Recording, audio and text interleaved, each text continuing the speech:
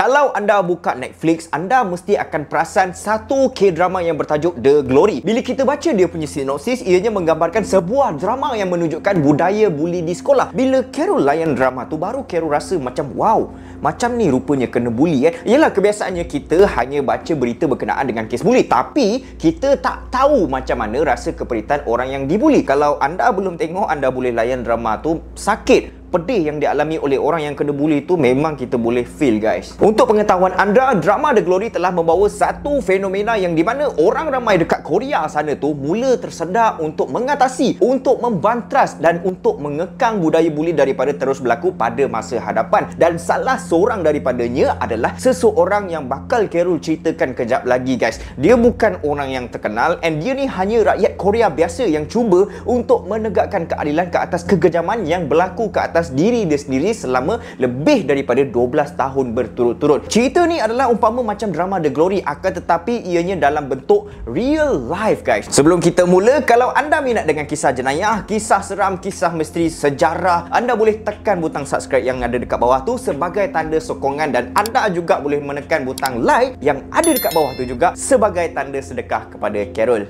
Let's go.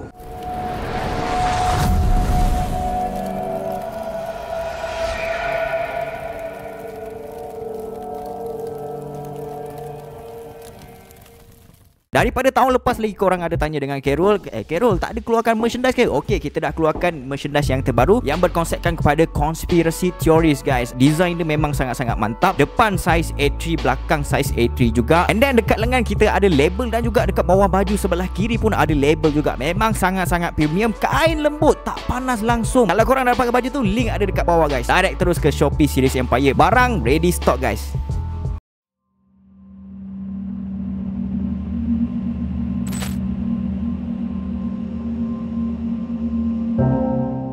Dua bulan lepas, iaitu pada bulan Mac 2023, negara Korea digemparkan dengan satu pendedahan daripada seorang wanita yang bernama Pyo Ye-rim. Pyo Ye-rim ni dia adalah seorang wanita yang bekerja sebagai seorang hairstylist ataupun hairdresser, yang di mana kehidupan dia macam orang yang normal, akan tetapi memori-memori dia dibuli ketika di zaman persekolahan kerap menghantui diri dia. Dan sejak drama The Glory diriliskan di Netflix, ianya mendatangkan satu ilham kepada Pyo Ye-rim untuk mendedahkan kes buli yang berlaku ke atas diri dia ke media sosial, guys. Dia membuat pengakuan di social media terlebih dahulu, dan apabila pengakuan di social media viral satu negara Korea, maka dia kemudiannya dipanggil untuk masuk ke dalam program televisyen yang bernama Silhwa Tamsade, yang bermaksud tim pencari kisah benar, yang di mana program ni akan memaparkan apa sahaja kisah benar berkaitan dengan jenayah ataupun sebagainya. Mereka akan discover siapa pelakunya, tempat kejadiannya, siapa yang terlibat, and macam-macam lagi. So, apabila Pyo Ye-rim mendapat panggilan daripada mereka, maka Pyo Ye-rim pun setuju untuk join program tersebut. Apabila Pyo Ye-rim join program tersebut, maka rakyat Korea semakin terbuka kepada kes-kes buli yang berlaku di sekolah, kerana apa yang diceritakan oleh Pyo Ye-rim adalah sesuatu yang sangat-sangat teruk, guys.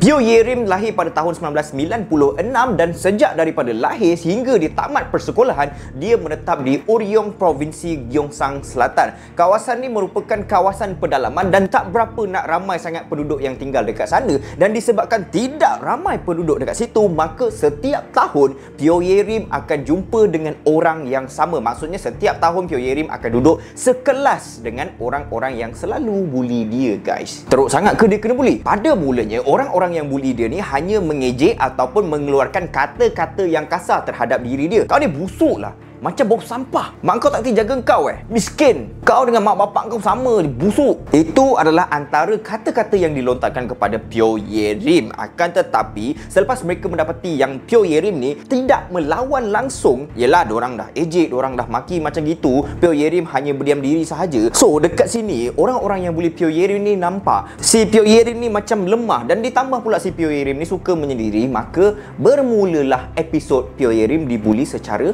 fizikal. Dipukul, ditendang, ditumbuk, ditampar berkali-kali, itu sudah menjadi perkara yang biasa terhadap diri dia. Dan boleh dikatakan setiap hari dia diperlakukan macam gitu, guys. Tapi bukan tu je. Yang ni ada satu story, guys, yang di mana setiap kali Pyo Yerim pergi ke toilet, mereka akan follow Pyo Yerim pergi ke toilet juga. Dan perkara tersebut bermula dengan ejekan dan makian terlebih dahulu. Dan apabila Pyo Yerim hanya berdiam tanpa mengeluarkan sebarang kata-kata, dia kemudiannya dipukul. Dan apabila Pyo Yerim tetap mendiamkan diri juga, selepas dia kena pukul tu, diorang akan ambil kepala si Pyo Yerim tu, diorang akan sumbat ke dalam mangkuk tandas tu kan, yang jamban toilet tu kan, diorang akan sumbat.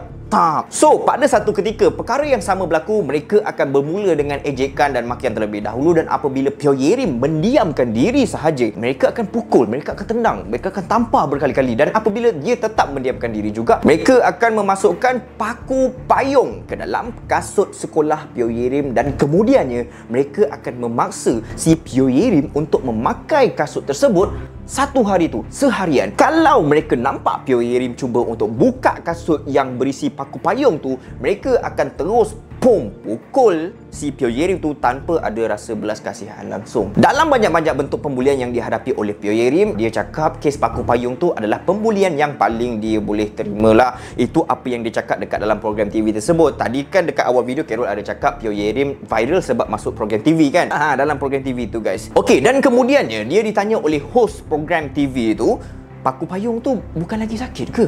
Sampai tercucuk kat dalam tapak kaki kau. Dan apa yang dijawab oleh Pyo Yerim memang sangat-sangat agak sayu, guys, sebenarnya. Dia cakap, walaupun sakit, tapi at least saya tidak dimalukan dekat depan orang ramai.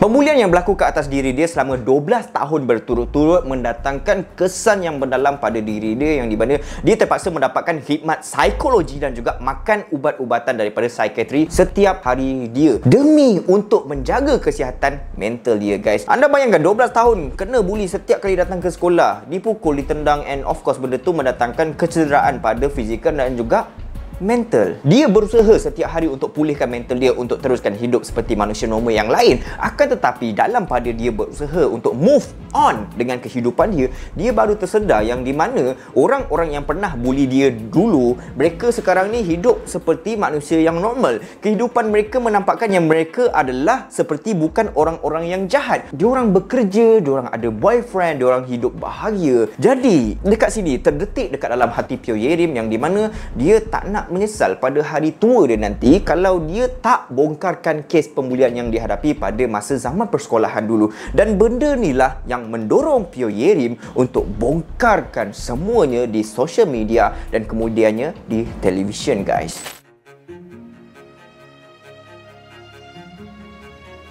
So, sekarang ni terdapat 4 orang yang bersekongkol untuk membuli Pyo Yerim daripada zaman tadika sehingga ke zaman sekolah menengah, guys. Di antara 4 orang ni, salah seorang daripada mereka sekarang ni sedang bekerja sebagai pegawai tentera Korea Selatan. Pegawai tentera, man. Program TV yang Pyo Yerim join tu ada menunjukkan wajah sebenar keempat-empat pembuli tersebut. Akan tetapi, ianya di-blurkan dan nama yang ditunjukkan pun adalah nama samaran sahaja, guys. So, selepas program TV tersebut menemu ramah Pyo Yerim, mereka pun cuba untuk menjejaki 4 orang pembuli yang dimasukkan oleh Pyo Yerim tadi itu. Dan apabila program TV itu berjumpa dengan keempat-empat pembuli tersebut, yang 4 orang pembuli itu tak mengaku salah langsung dan mereka sekeras-kerasnya mendeny ataupun menidakkan akan kenyataan yang dikeluarkan oleh si Pyo Yerim. Saya tak buat. Kalau saya buat, mana buktinya? Ada di antara 4 orang pembuli mengatakan si Pyo Yerim ni, dia punya mental pun tak betul. Macam mana program TV boleh dengar cakap dia? Lagi-lagi dia ada rekod kesihatan mental. Jadi, program TV ni pun bukan hanya dengar pada satu pihak sahaja, guys. Diorang juga pergi cari bekas rakan-rakan sekelasnya Pyo Yerim dan juga yang 4 orang pembuli tu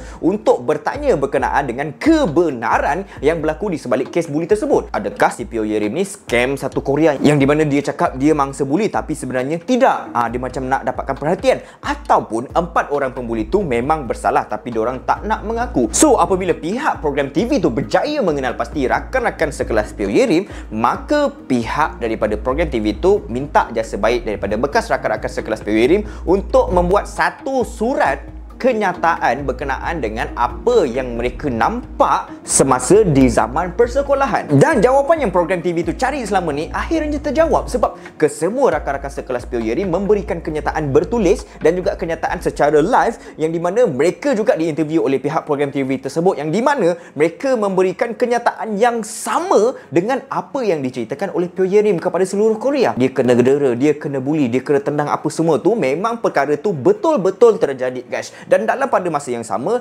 dekat sini dah jackpot, guys, sebab dah nampak sangat yang keempat-empat orang pembuli tu berbohong dengan semua orang, yang di mana mereka mengatakan mereka tidak bersalah. Walhal budak-budak kelas dia semua masih ingat apa yang berlaku, sebab perkara tersebut berlaku dekat depan mata mereka. And kesemua jawapan yang diberikan oleh rakan-rakan sekelas Pio Yerim adalah sama dengan apa yang Pio Yerim ceritakan, guys.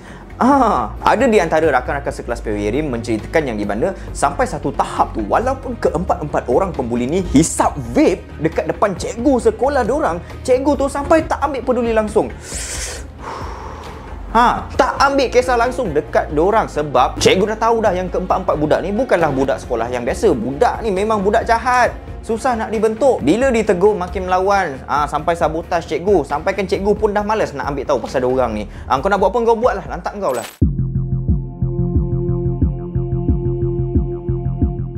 Lebih kurang sebulan selepas program TV tersebut dilancarkan dan tiada tindakan undang-undang yang diambil oleh pihak kerajaan, kira macam senyap gitu je kes tu, dengan secara tiba-tiba terdapat satu YouTube channel yang bertajuk Teman Seangkatan Pio Yerim, yang di mana dalam video YouTube channel tu, yang 4 orang pembuli Pio Yerim yang dibelakan dan dipalsukan nama diorang dekat dalam program TV tadi tu, dengan secara tiba-tiba dalam video YouTube channel tu, identiti sebenar keempat-empat orang pembuli tu didedahkan. Gambar memang tidak dibelekan, nama pun menggunakan nama yang sebenar, dan juga siap ada tulis pekerjaan yang dorang tengah kerja sekarang ni, guys. Seorang tu kerja sebagai pegawai tentera kerajaan Korea Selatan macam Kero ceritakan tadi. Seorang lagi ada yang jadi fitness instructor, ada yang jadi hair stylist, dan juga seorang lagi tu tak tahu kerja apa tapi dia dah ada boyfriend. Yang jadi hair stylist tu, dia memang kena ganggu teruk gila dengan orang ramai, sebab dalam video YouTube tu dia upload sekali nama company yang si hair stylist tu bekerja, dan juga branch tempat kerjanya si hair stylist tu. Setiap hari akan ada orang yang call branch tempat kerjanya si hairstylist tu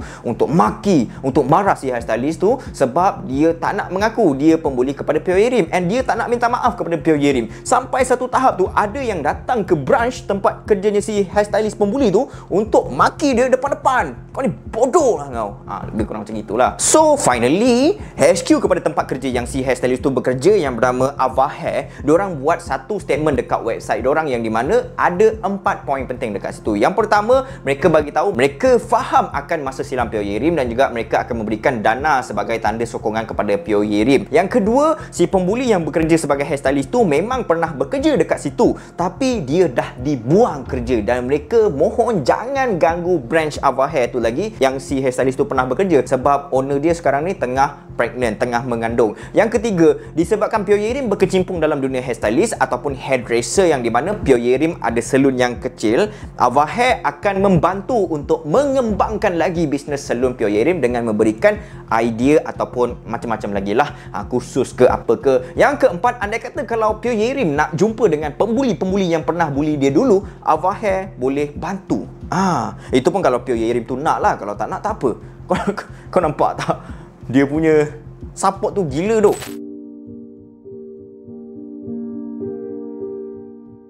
Sampai ke tahun ni, tahun 2023, mak bapak kepada Pio Yerim tak pernah tahu pun yang anak dorang tu, iaitu yang si Pio Yerim tu adalah mangsa buli dekat sekolah. Sebab anak dia tak pernah bagi tahu, and sekolah pun tak pernah bagi tahu dekat dorang. Pio Yerim mula bagi tahu dekat mak bapak dia masa dia nak upload video dekat social media. Masa dia nak upload tu, dia tunjukkan dulu video tu dekat mak bapak dia. Okey tak kalau saya uploadkan video ni? And then mak dia cakap, betul ke kau kena bully ni?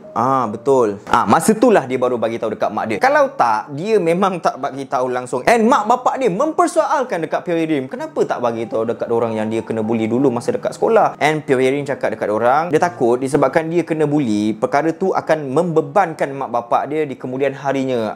Ini adalah conversation yang terdapat dekat dalam program TV tu, guys. Program TV tu interview sekali mak bapak Pio Yerim, and masa tu pun memang jelas mak kepada Pio Yerim menangis sebab dia rasakan dia adalah seorang ibu yang tak berguna, and dia salahkan diri dia sendiri. Dia cakap Pio Yerim kena bully disebabkan oleh diri dia. Sebab dekat muka maknya si Pyo Yerim tu ada satu tompok guys, macam tanda lahir gitu, and benda tu lah yang buatkan budak-budak ni pergi ejek, jadikan benda tu sebagai bahan untuk abuse si Pyo Yerim guys. Lepas dah upload dekat social media, lepas tu masuk dekat dalam TV, and the last one is Pyo Yerim buat satu online petition yang di mana setuju tak kalau dia ungkitkan balik semua kes-kes bully yang 4 orang tu pernah buat dekat dia. And selepas dia buat petition tu, seramai 50,000 orang yang sokong kepada Pyo Yerim untuk ungkitkan balik kes tersebut guys. And then selepas tu Pyo Yerim dihubungi oleh keempat-empat orang pembuli tu. Ingatkan diorang call nak minta maaf, lagi dimakinya si Pyo Yerim tu. So dekat Korea ada satu YouTuber yang macam detektif lah. Dia siasat kes-kes macam gini, and dia laporkan melalui dekat YouTube channel dia. And sekarang ni dia tawarkan kepada Pyo Yerim untuk bantu Pyo Yerim dalam kes ni guys. And then pada satu hari masa Pyo Yerim dengan YouTuber detektif tu ke sekolah lamanya si Pyo Yerim, bila diorang sampai dekat sana, pihak sekolah macam tak berapa nak berikan kerjasama. Diorang lebih kepada nak menjaga image sekolah tersebut guys. Bila ditanya kepada guru-guru yang pernah mengajar Pyo Yerim, diorang tak nak involve ataupun diorang tak nak berikan kerjasama untuk memberikan bukti kepada kes ni guys. Diorang ni lebih kepada mendiamkan diri sahaja untuk menjaga kepentingan sekolah tersebut guys. Tapi Kero dapat tahu baru-baru ni bekas pengetua Pyo Yerim datang minta maaf dekat Pyo Yerim sebab tak menjaga dia dengan betul semasa di zaman persekolahan dulu guys. Pengetua dia minta maaf dekat dia, bekas pengetua dia. Cuba anda bayangkan, bekas guru-guru yang mengajar Pyo Yerim dulu, diorang ni daripada masa ke semasa mesti akan dinaikkan pangkat, betul tak? Mungkin jadi penolong kanan ataupun guru besar dekat sekolah lain ataupun naik ke tempat yang lebih tinggi lah. So jika sekarang ni diorang tak nak mengaku salah, apa akan berlaku pada masa hadapan? Memang teruk lah, sebab diorang sepatutnya perlu bertanggungjawab ke atas kesilapan yang diorang pernah buat, yang di mana diorang tak menjaga anak-anak murid dengan baik sampaikan berlakunya pembulian yang berterusan sehingga 12 tahun berturut-turut guys. Something wrong tu guys. Yang lagi tak masuk akal, dulu Pyo Yerim pernah report dekat salah seorang cikgu di sekolah lama dia tu, and cikgu tu bukannya ambil tindakan tau. Dia lagi cakap dekat Pyo Yerim yang si Pyo Yerim ni seorang budak yang pelik, budak yang tak tahu nak bergaul dengan rakan sekelas dia. Engkau yang pelik ni, engkau yang tak reti nak campur dengan budak-budak yang lain. Kiranya macam cikgu dia ni pandang benda ni macam satu benda yang kecil lah. And benda ni pun masih lagi berjalan. Pyo Yerim masih mengumpulkan bukti, and si 4 orang tu cuba untuk saman Pyo Yerim sebab memalukan nama baik diorang. Tapi dah terang-terang saksi ramai budak-budak kelas dia cakap benda yang sama. Memang pelik lah dekat sini kan. Kalau masuk court pun kira rasa boleh menang Pyo Yerim ni. Sebab sepatutnya dah boleh go through this case dengan mudah tau. Mungkin sebab tak ada bukti daripada segi CCTV ataupun sebagainya, hanya daripada kata-kata mulut saksi dia saja. So benda tu macam tak kuat ke apa ke kan. Kita tak sure lah pasal benda tu. Kita tengok je apa yang akan berlaku pada masa hadapan guys.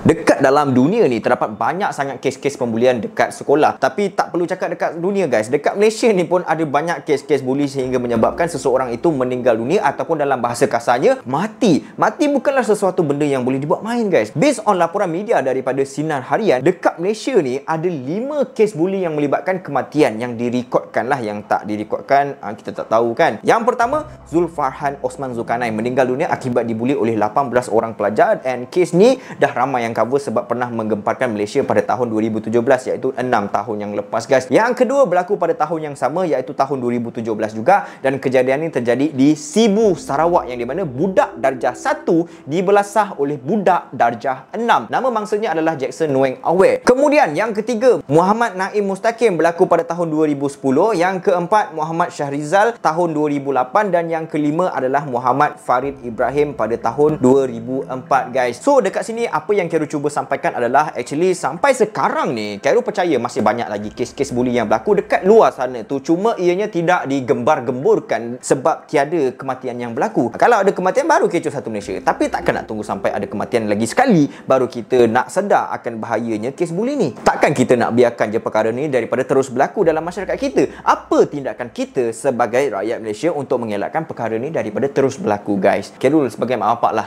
kepada mak bapak, kebiasaannya anak-anak ni kalau dibuli, diorang tak akan bagi tahu dekat kita. Diorang cuba untuk senyapkan perkara ni sebab diorang tak nak menyusahkan kita sebagai mak bapak. So masa ni lah kita bertindak sebagai mak bapak yang bijak, yang di mana kita boleh tengok dulu tanda-tanda kemungkinan anak kita ni dibuli daripada segi balik sekolah, tiba-tiba tengok baju ataupun dia punya seluar koyak. And then anak macam teragak-agak nak pergi sekolah, takut nak pergi sekolah, kurang selera makan, mimpi buruk, menangis seorang diri kat dalam bilik, ataupun anxiety ataupun kemurungan. Memang banyak lah. So bila nampak benda-benda macam gini, kita sebagai mak bapak kena alert lah, and kena ajak borak dengan anak. Tanya dia, apa yang berlaku dekat sekolah? Anda kata memang kena buli, dekat sinilah kita sebagai mak bapak yang bijak kena bertindak, bagi tahu dekat anak, jangan lawan balik kalau kena buli. Kita tak tahu berapa ramai yang buli budak tu dekat sekolah tu, and bila budak tu melawan balik, kemungkinan boleh menyebabkan kematian sebab kena buli ramai-ramai. Kita tak nak perkara tersebut berlaku, guys. Kita tak nak. And kita boleh ajar dekat anak kita macam mana cara nak abaikan si pembuli tu. Abaikan ataupun 2-3 step untuk elakkan daripada dipukul, ataupun ajar anak kita untuk jadi sebagai seorang yang lantang bersuara dengan cikgu ataupun rakan-rakan. Kalau kena buli, kena pukul sikit, bagi tahu, cikgu yang ni dia pukul. Macam gitulah, kita kena ajar dekat dia untuk dia expose. Kadang-kadang budak ni tak tahu nak buat apa. So kepada mak bapak yang anak dia suka buli orang, benda ni pun semuanya datang daripada rumah. Kita kena bagi tahu dekat anak kita apa yang dia buat tu sebenarnya salah. Benda tu adalah menyakitkan orang lain. Kalau susah sangat, rotan je lah. Kalau dah cukup umur kan, Nabi ajar lepas 7 tahun dah boleh rotan. Tapi make sure rotan adalah alternatif yang terakhir selepas kita dah cakap elok-elok and apa semua dah. And kalau tak nak dengar juga, baru kita kasih rotan. Dan juga nak rotan pun sebenarnya ada cara juga dalam Islam, guys. Tak boleh rotan kepala, tak boleh rotan muka, and juga dada, guys. And tak boleh rotan dalam keadaan yang tengah marah. Kau marah, kau bayangkan korang tengah marah kan, memang memang bagi kuat-kuat kan, kau ni memang macam gitu kan. And then apa yang kita baca sebelum nak rotan tu, yang pertama tu kita kena perlahankan sikit, macam tap. Okey, lepas tu kita akan kuatkan sikit, tap. Kuatkan lagi, tap. Dia macam tak terkejut macam gitu. Jadi sama-samalah kita doakan supaya perkara buli dapat dibendung dengan baik, insya-Allah. Kalau anda suka dengan video kisah jenayah, kisah misteri, kisah seram, kisah pelik, jangan segan siluk untuk tekan butang subscribe yang ada dekat bawah sebagai tanda sokongan, dan juga butang like sebagai tanda sedekah kepada Carol. See you on next video. Assalamualaikum. Sepatutnya tak boleh macam gitu. Aku jumpa tombok cikgu dia kan. And benda ni pun masih lagi berjalan.